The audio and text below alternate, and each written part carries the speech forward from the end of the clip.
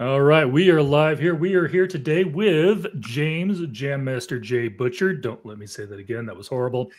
Uh, if you don't know who he is, you've been living under a rock. First and foremost, a couple years back, there was a book that came out, which I cannot show you because I lent it to my son, never to be seen again. So that was book one, Dead Man's Hand. Absolutely fell in love with that book. Also got my hands on Long Past Dues. Threw me off because I'm looking at it backwards and like I'm reading backwards here. And then, of course, dropping tomorrow, Cold Iron Task is coming out. Managed to get my hands on them. A shout out to Berkeley Publicity and Penguin Random House for getting me a copy early so I can act like I know what I'm talking about. Normally, I'd ask you to introduce yourself, but I think I've covered all the books that you've started. So I will ask you the question that I ask every author. Sure. What is your supervillain origin story? Well, I mean, mine's a little bit more obvious than most because my dad's also an author, as some people might be aware. And I kind of just grew up around books. I remember I didn't really take to them very easily. To get me to read and learn to read as a kid, my parents would bribe me. They'd pay me $5 for every Pokemon novel I read. And then my dad also taught me to play EverQuest, and he would, read to me all the combat logs and all the chat. And then one day he's like, "Well, I'm not going to read anymore," and he walked out of the room and just left me to play on my own. And so it was sink or swim. So in order to continue playing, I had to learn to read. So I had to kind of get leveraged into reading. But once I did, I kind of fell in love with it. I read all through elementary school, middle school, high school. I was basically just always had a book in my hand. And then I started realizing that I wanted to be a writer about the time that I started getting set to go to college. And I figured it'd take me maybe a good year or two to hit the New York Times bestsellers. And I was, 18, 19. Turns out it took a little bit longer than I anticipated for sure. But I enjoyed the process. It took me a fefew years. The first book I published was the 7th book that I wrote. And the other 6 will never see the light of day. I've got my very first, not like the 5 of them are just in the ether, probably just gone. But I've got my very first novel. I was so proud of it. I printed it and bound it and everything. And I was working at Office Depot at the time, so I got a discount. And it's somewhere in the closet over there, and it will also remain there. But anytime my head gets too big, I can just go and take a look at it and get my ego put in check real quick. Understood. Yeah, I've heard a lot of authors say that there's a few books that were written before the one that got in print, and nobody will ever see them. Yeah, exactly. But you did have a couple. Evercrack. I totally remember playing that. Oh, yeah. I'm probably closer to your dad's age than yours, but definitely remember pulling that. And you probably missed out. But when I was a kid, Pizza Hut used to be able to get like the little pizza for reading. Sometimes you could just get a personal pizza. They just give it to you if you turned in something that you read so many books. So do miss that sometimes. I probably don't need the pizza, but I do miss it. All right. Nice to have that incentive. Exactly. Not that I needed it. I did love reading. Real quick, for those who are the aspiring authors in the room who always wonder, what does a writer's day look like? What does a day in the life of James J. Butcher look like? Well, now that I'm a couple books in, I'm a full-time writer. My schedule's opened up pretty considerably, which has been very nice. I have very much a night owl schedule. I don't operate during many of the human hours. I usually I go to bed at 3 a.m, wake up at about 11 or noon, and then kind of repeat the cycle from there. But really, as long as I get my writing in for the day, which takes 2 to 4 hours, and then I get my gym run in for the day, which takes a couple hours. That's about 6 hours of my day. And as long as I've done those 2 things, I feel unburdened to do everything else I want to do. I can do anything I want guilt-free. Which is a nice feeling. Being able to control your schedule like that, just set those little benchmarks, get them done, and then just do what you like for the rest of the day. Nice. Do you have a specific place that you like to write? Not particularly. I actually do most of my writing on my phone. So it just kind of happens to be wherever I'm at. I don't do my editing on my phone. It's way too much work to kind of go back. But when it's just stream of consciousness and you're just putting the pages down for the first time, writing on the phone is actually really easy for me. Well, I couldn't imagine writing on my phone. I can barely put notes on my phone. Big thumbs. I can't help it. So one question I also like to ask for all the authors is there something, and of course, obviously you had your dad in your back pocket, but was there Mhm. something that somebody told you early on that helped you, or something that you wished somebody had told you that you would tell another author starting? Um, for me, I didn't realize the distinction between popular writing and literature. And so I initially went to school to learn to write, and you know, any college, they're going to teach you how to write literature, which is great if you want to be appreciated in 100 years. But I'd prefer to be appreciated a little bit more, you know, promptly than that. And so I realized after about 2 years of college that they weren't really teaching me the lessons I needed to learn. You need to go to learn from people that are kind of what you want to be like. And for me, Brandon Sanderson was like a perfect example of that, because he was like a super prolific fantasy writer. I mean, everyone knows who he is if they're in the genre at all. But B, he also teaches tons of online courses and podcasts, and just is really interested in teaching other people how to write. And having both those qualities in one made him like a perfect example to try to kind of follow and learn the practicalities of writing, as opposed to the high-minded, you know, more effervescent level of writing. Yeah, I think his last Kickstarter did pretty well too, if I remember correctly. Yeah, I think he's doing okay for himself, all things considered. No complaints there. All right. So getting into the book, I did have a couple of questions for you. Sure. Was this always going to be, for lack of a better term, a buddy cop type series, or did you have either Grimsby or the Huntsman in mind first, and then realized you needed somebody else to play off them? It was pretty much always going to be a kind of a twist on buddy cop. It's a little bit more of a generational gap than traditional buddy cops tend to be. So there's sort of like the mentor-mentee relationship that's played up a little bit more than a regular buddy cop, where they tend to be a little bit more on par with each other in terms of authority and experience, or at least like there's like half a generation between them, as opposed to like, you know, 2 generations between them, that sort of deal. And so I always intended it to be in that buddy cop kind of vein, but I wanted to take a twist on it and have just the two very, very different characters that are differently focused in what they are good at, and also they have different moral stances on the world that kind of comes into clash and conflict often. Because I really thought I made the mistake when I was first writing. I always wrote characters that were very individual, that were very on their own and solo. And I grew up as an only child, so it was just kind of a natural thing for me. But it's boring as hell to have a character by themselves most of the time, like, because you're just looking in their head, and it takes a very skillful writer to make that an enjoyable experience. But a character that is always in the presence of at least one other person, especially a person that the audience hopefully has some sort of attachment to, and having both characters come into conflict with some consistency, and the audience is kind of themselves torn between the two. I think that's a really interesting dynamic that causes both the characters to question things and the audience to question things, and just kind of makes the story more tense and enjoyable. Gotcha. Yeah, I was just kind of curious about that. The other question I was going to ask you before we get too much into the book, did you ever consider something outside of urban fantasy, or was that just kind of in your blood? Sure, yeah. I did consider some other things. I have 3 or 4 big story worlds concepts that were kind of floating around, and honestly, I was equally excited to write any of them. But with the namesake, I felt like there's a lot of people that'll pick up the book just because it says Butcher on it, and I thought that it would be better to have something that I knew that would appeal to those people initially as like a starting point for my career. And so I decided to go with the urban fantasy almost as from a practical standpoint. I mean, it was still a story I was excited to write, but when it was 6 of one, half dozen of the other, I decided to go with the one that I felt like would hit the market a little bit better. Gotcha. Yeah, and let me just say to anybody who's out there who hasn't picked up James J. Butcher before, if you think you're getting the Dresden Files, you're not. I mean, you've got yes, it's urban fantasy. Yes, there's a magic system. Yes, it's set in the real world. Yes, they're pseudo detective type characters.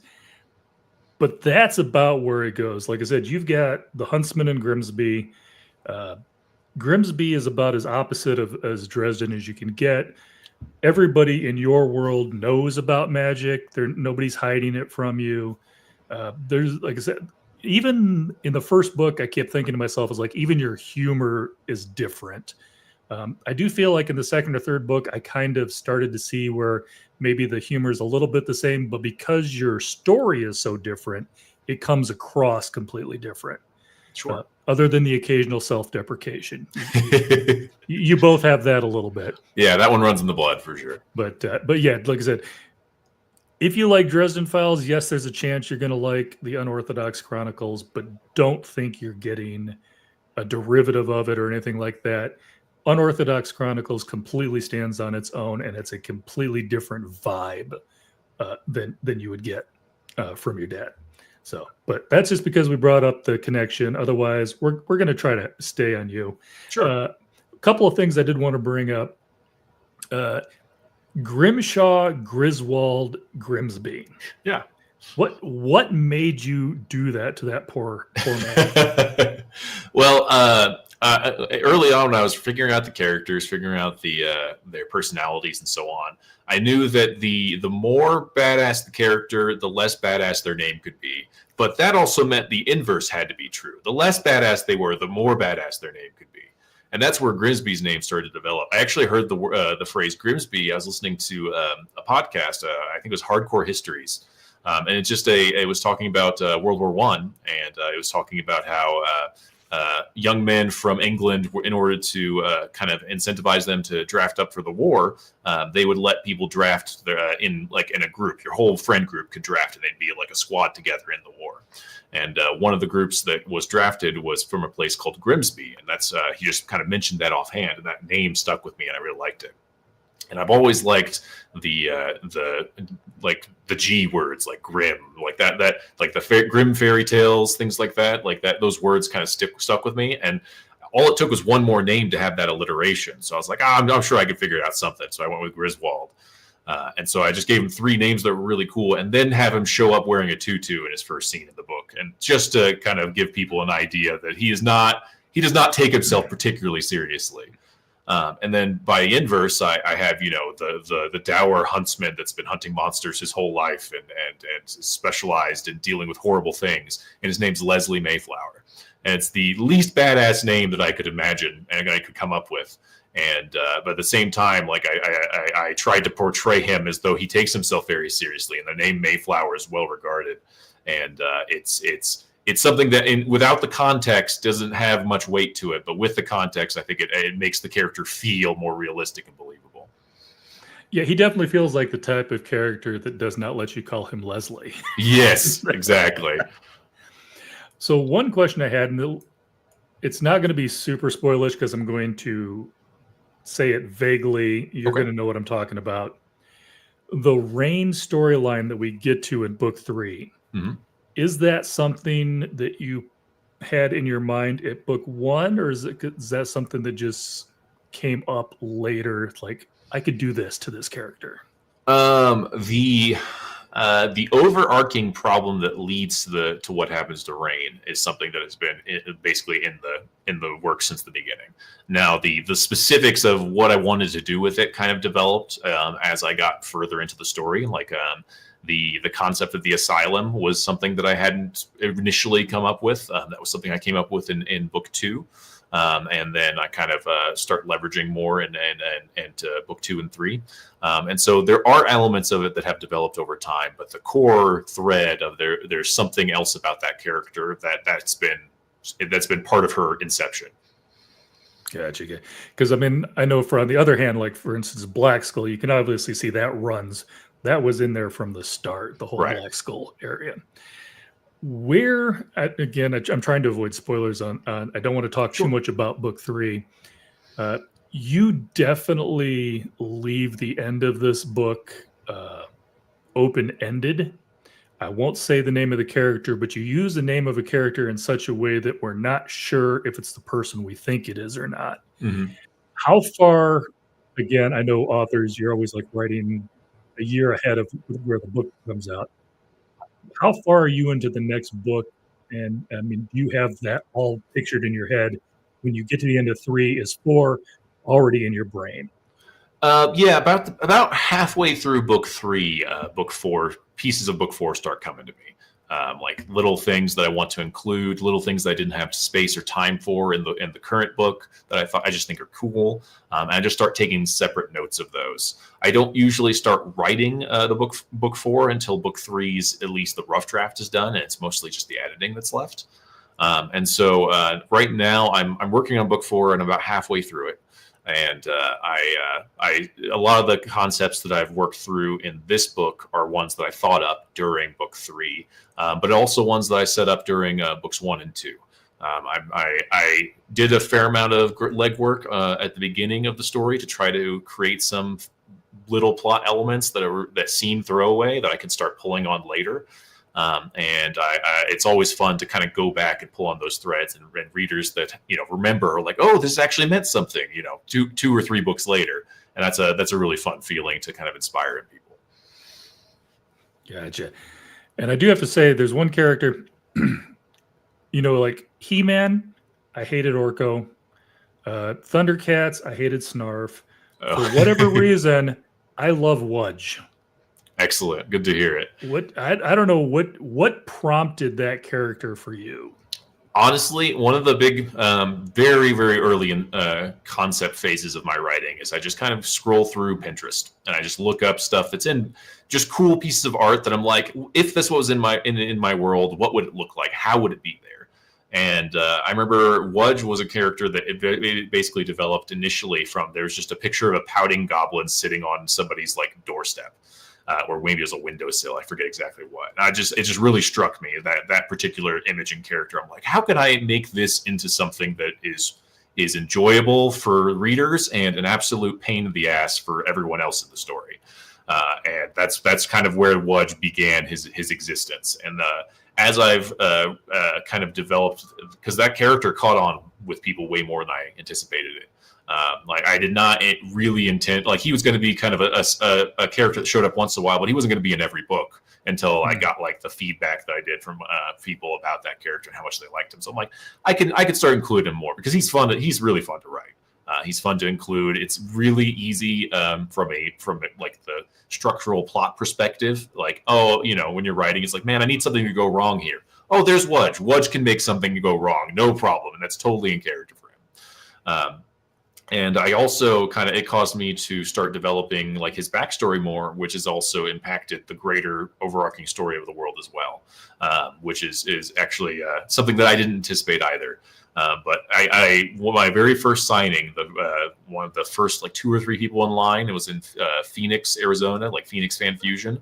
I got my first fan art, and it was a teenage girl that had hand drawn a picture of Wudge and photocopied it and gave me a copy. And like I've got it on my fridge right now, and it's like, okay, nice. I need more Wudge for this reason alone. If it inspires people like that, then sure, I'll include more of them. I feel like Wudge is like your own personal Tasselhoff Burfoot. He's like, but why is everybody always upset about everything? It's like, well, you people are stupid. What's maybe a hint of Mitzelplick. Yeah, he's kind of beyond it all. He makes you feel silly for worrying about things that seem important. Yeah, I feel like he's really a good counter to him because obviously you've got Grimsby. He's afraid of pretty much everything. Yeah. The Huntsman admits that it's smart to be afraid, but you just have to deal with it. And Wudge is just like, what's there to be afraid of? Yeah. Because he always gets out of everything. I think that helps. If you're that person that gets away with everything. Exactly. You've never really learned that hard lesson. He didn't have quite as fun a time in book 3. That's all I'm going to tell people. No spoilers, but yeah, book 3, Wudge gets a little bit of the fear of mortality put in him. Let's put it that way. Oh, my goodness. So there are so many characters in this book, too. This one, I think, is the most where you wove so many stories. And I can't remember how many. I don't have book 1 in front of me, but I feel like each book's gotten a little longer, too. Yeah, they have. This one's almost 500 pages. But it didn't feel like it. It was like I finished this book in 4 days. Oh, excellent. So it's a 480-page book in 4 days. I mean, yeah, I know there's some people out there who can do better than that.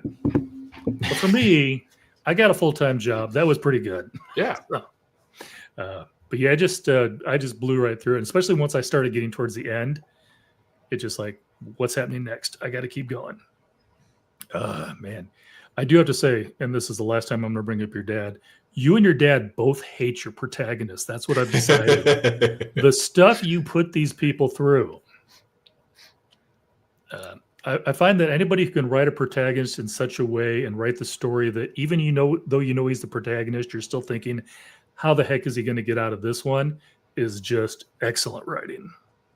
Yeah, it's one of those things where, like, to get into the technical side of things for just a moment, have you seen the science experiment where they have somebody and they put a fake wall in front of their arm and they put a false arm in front of them, and then they stimulate both the false arm and their real arm, which they can't see anymore, with like a feather or something, and to kind of make them associate the false arm with themselves, and then they pull out a hammer and slam it on the false arm, and people freak out. That's sort of the equivalent of what we do in writing with our characters, where it's like you have this primary character, they're the ones you spend the most time with, they're the ones that you feel the most emotional empathy with, and then you torture that person, and vicariously by doing so, the reader feels a more like a stark set of emotions than they would if it was like a more distant character, or if the torture wasn't quite so grim, or if they weren't so close to that character. And it's like the writer's equivalent of that in my mind is kind of how I picture it. And I love the elsewhere too. That you've got this whole, I don't know what you even want to call it, but you've got this area that you can go into when you need things to get like even worse. You've got this built-in place. It's like, this doesn't have to be Boston. You've got this place that they can go, and it's just like everything, all the laws, all the rules are just off the table. And if you can survive, good luck. Yeah, and it's so funny because the origin of the Elsewhere was actually because I had such a strong flaw as an early writer, where I really liked to describe things. I really liked to wax poetic about stuff that had no relevance or import, and it made my books obscenely long when they didn't need to be. And so, especially in an urban setting where people are more familiar with the environment, there's not as much things to describe. I created the Elsewhere as a way that I could have my cake and eat it too, where I could send Grimsby off to some place that's weird, and I could describe all the cool stuff that makes no sense that's happening, and it makes everything worse for him because he's there, and then he can go back to the real world and we can keep the pace moving, But the Elsewhere itself, it was just it was like me getting a little fix of that description addiction that I had in my early stages of writing. But it's developed into something, obviously that's considerably more impactful than I anticipated it being. And did you know when you started out the Elsewhere too, and anybody who's even read book one is going to know this, once you go into the Elsewhere, time is different, but it's different with, again, certain rules. Like, I think it was, if you stay in there 7 minutes, 7 hours have passed. But if you stay in there 7 hours, like 7 weeks have passed, or I didn't write that down. I apologize. Yeah, no worries. It is a little confusing, and it's meant to be a little confusing. It's mostly a means of helping me deal with time dilation problems in the actual story. Yep. When you feel like too much stuff is happening in too small of a span, it doesn't feel realistic. So having the Elsewhere is a way of making a lot of things happen in a short time, or a short amount of things happen in a long time, is part of why I added that time dilation factor. But essentially, it's kind of like a bell curve, where the earlier you're in there, the time gets distorted longer. So if you're in there under 7 minutes, 7 seconds will have passed in the real world. If you're in there over 7 minutes, up to 7 hours, 7 minutes past the real world. So you can get 7 extra hours of time if you spend in the Elsewhere. When you come back, only 7 minutes have passed. But as soon as you go over 7 hours, it's 7 days have passed in the real world. So suddenly you lose time past that benchmark. So there's that hard benchmark where if you don't get out by the time the clock strikes 13, which the clocks all go to 13 in the Elsewhere, then suddenly the window you thought you were returning to the real world has shifted drastically. So that could make a major impact on the story depending on when it happens. Yeah, I think that helps add some tension to it as well too, because obviously anybody's done like a puzzle game. If you have all day long to fix the puzzle, you're probably going to get the puzzle done. But as soon as you've got that time constraint on it, there's pressure, and all of a sudden your brain sometimes just wants to lock up. And you've got this feeling going into it. It's like, that if I don't get out of here by that final bell, things are going to go a whole lot worse for me. Yeah. Which really, really, obviously, this, came into play at the end of Cold Iron Task, Mhm. that time limit was very pressing. Absolutely. That was a fun scene to write too, because of that time pressure. It would have been very different if like you said, Grisby had all day to figure out the problem. Yeah. And I don't feel like this one's going to be spoilerish. Obviously, we have the huntsman at the beginning. When did you decide that the huntsman was going to be a huntsman and not necessarily the huntsman? That was always a thing. Okay. He like the huntsmen as a group were one of the few things that was actually good. They were the only ones good at keeping secrets in this setting. You look at something like Supernatural, where it's like everything's a secret. All the monsters are secret. Nobody knows anything exists. In this world, everyone knows it exists, and they don't want to think about it. And then the huntsmen are able to actually keep the secret that they exist, because they don't want the monsters to know they exist either. It's less about the people knowing and more about the monsters knowing, because they deal with the monsters. And if the more the monsters know about them, the less likely they are to be able to deal with the problem. And frankly, the less the monsters know, the scarier the huntsmen are. Gotcha.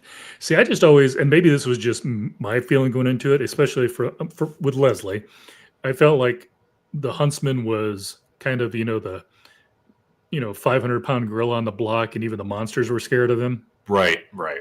So, but yeah, it's like the rest of the huntsman that came as a little bit of a surprise to me. But I can definitely see. I mean, you handled it well. You could see how it wrote into the story.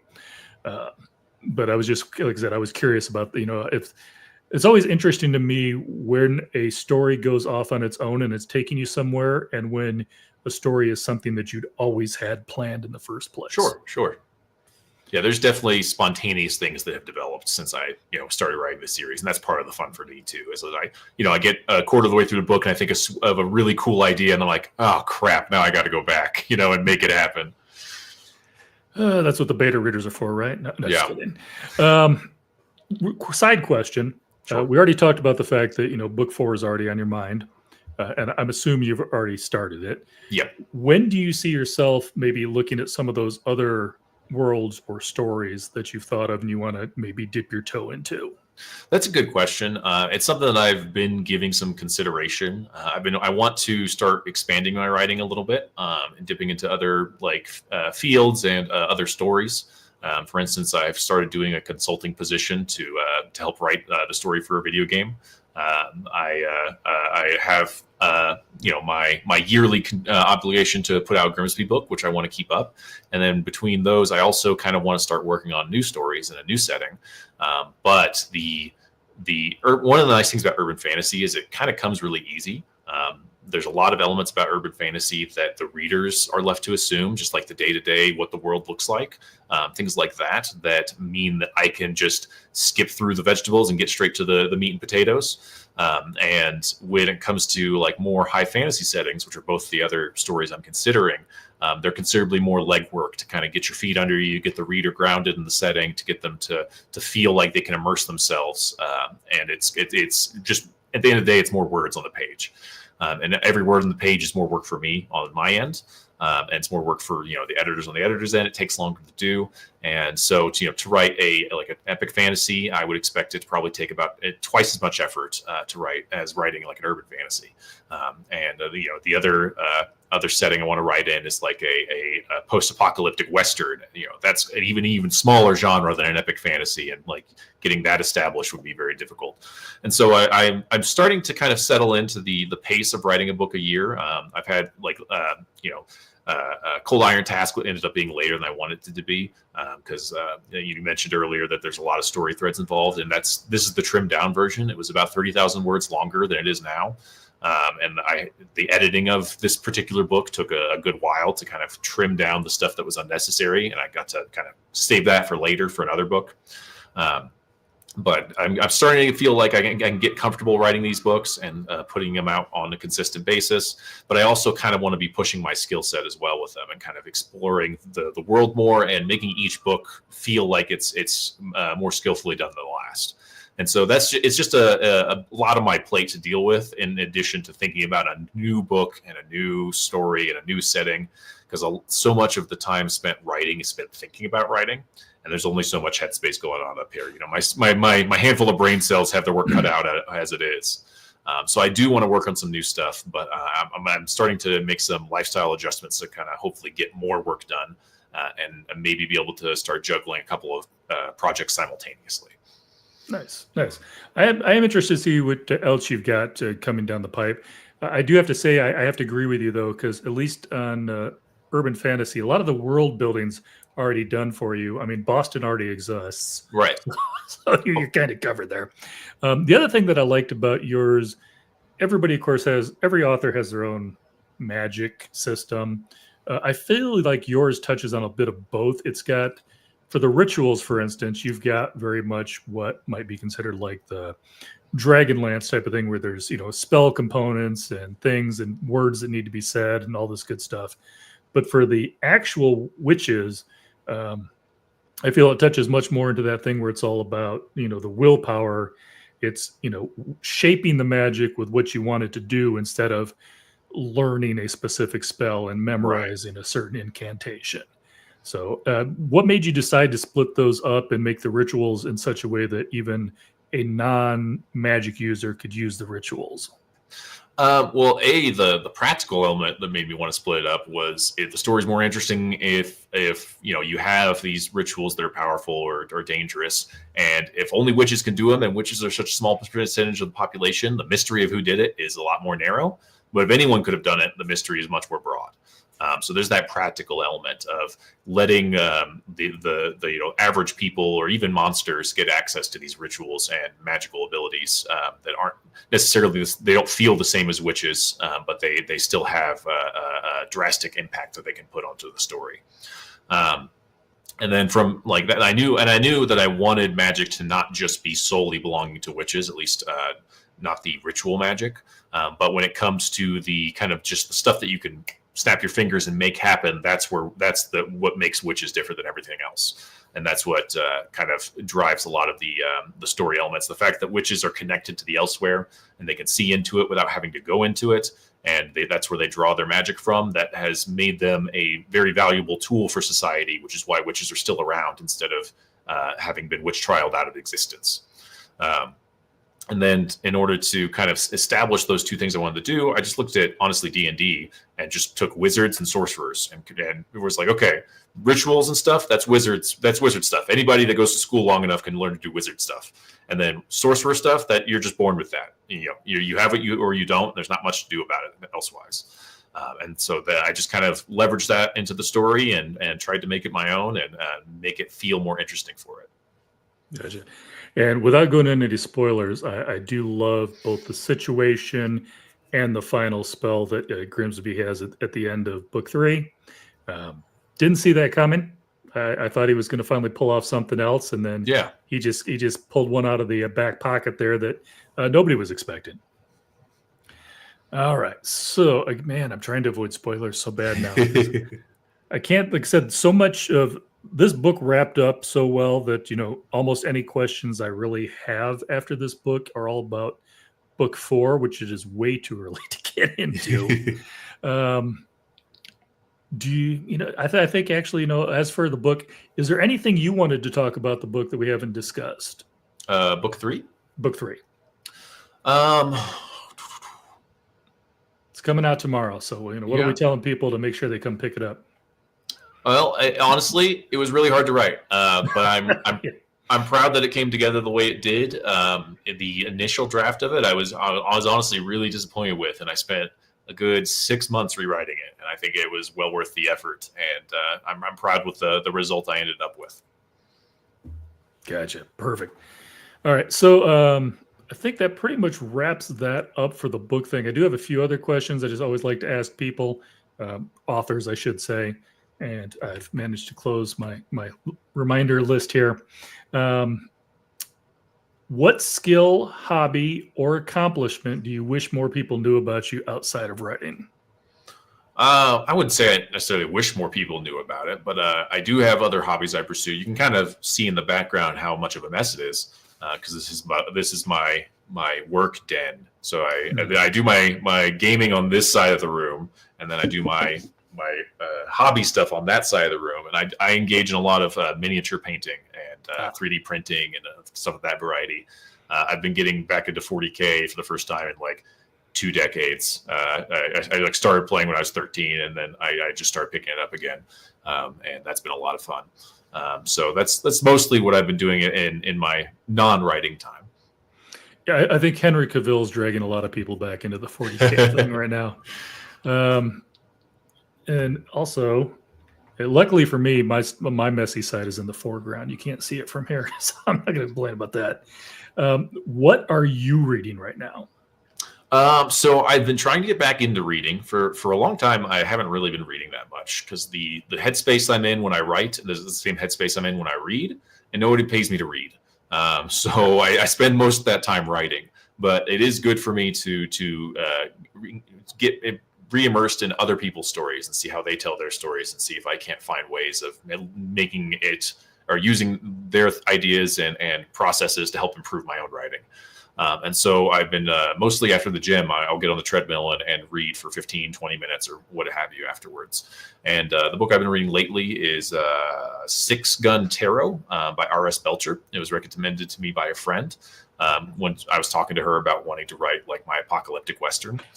And it's sort of like it's like an urban fantasy if it was set in the Western, old Western times, in the Old West. There's this town in the middle of the desert, and everybody in the town has a secret, and there's like magic, and there's weird tech, and it's on the surface it looks like 6-gun shooters and all that, but below it, it's got more of the fantasy element that I've been looking for, and it's really, really beautifully written. And that's part of what keeps drawing me through the story is just like the command of language that Belcher has. But the story is very dense and it's very amorphous, and it takes some conscious effort to kind of put it together, and it's quite heavy. So if you're into that kind of story, I would highly recommend it. I can't remember. There's a genre, like there's steampunk and soapunk and all that. There's one that's called Flintlock something. I can't remember what it's called. Oh, really? But yeah, it's a whole thing about, flintlock. So it's old fashioned guns and magic. Okay. Which, you basically get Grimsby and the Huntsman right there. I mean, that's pretty close. But fair enough. But yeah, that's it's kind of reminding me of that whole genre, which is one I want to get into. Like I know, was it Powder Mage? I think that sounds familiar. I want to. I don't want to say the author because I'm second guessing myself, and I don't want to say the wrong person. But have that recorded for all time. Yeah, exactly. I make enough mess ups as it is. Was there any question that you expected to be asked, or just something that you wanted to talk about that we didn't touch upon? Not necessarily. I mean, I just want to say that I'm working on book 4 now, and I'm really enjoying the direction book 4 is going. It is something that I planned, anticipated about halfway through book 3 that this is the direction the story was going. But around books 1 and 2, I hadn't fully had that idea. And so this book has a little bit more expansion on Wudge and his background. And we talked about that earlier, how that wasn't something that I had fully anticipated going in the direction of. But it's also got some new elements and new parts of the setting that the people haven't seen before necessarily, but have been hinted at. So I'm excited to kind of explore that more and show people some of the higher fantasy elements of the Unorthodox setting. Gotcha. And one thing I will mention one more thing about the book, especially in book 3. One of the things, and I'm not blowing smoke because you may never talk to me after this, and you've already been on the channel, so but one of the things I really enjoyed about your writing is I feel like when you have a situation like in book 3 where there's multiple storylines at the same time, I feel like you weave them together better than some authors do. I've seen some authors where they carry multiple storylines and it's almost kind of jarring as you go back and forth. Yeah. But yours, you feel almost like it's weaving back together towards the end.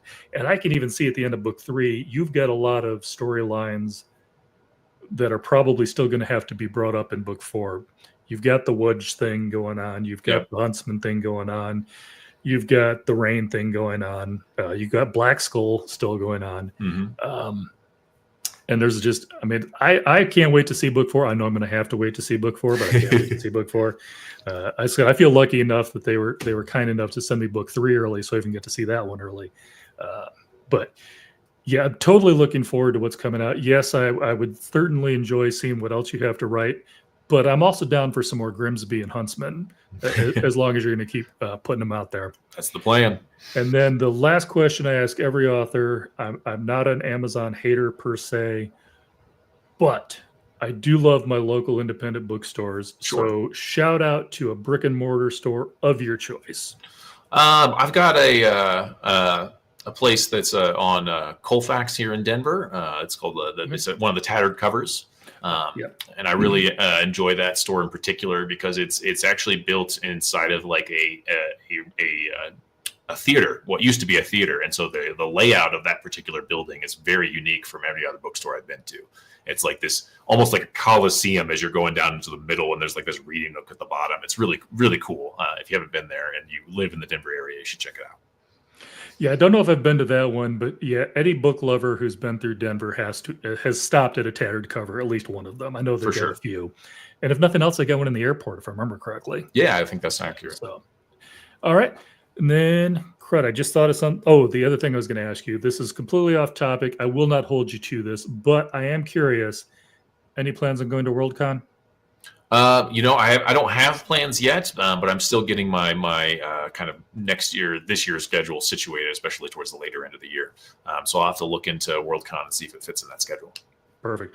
Well, if you do, this is going to be my very first con. I'm going to that. I know Martha Wells is going to be there. Shauna McGuire is going to be there. Ton of authors I know are going to be there. And I'm like, I can't pass this up. I've been putting it off for way too many years.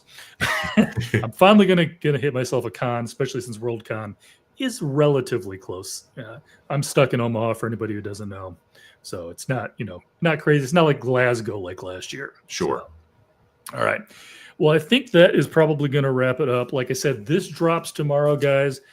If you haven't checked out the Unorthodox Chronicles yet, definitely pick it up. If you've started the Unorthodox Chronicles, book 3 is just, a few hours away from being able to be in your hands. Definitely give that a read.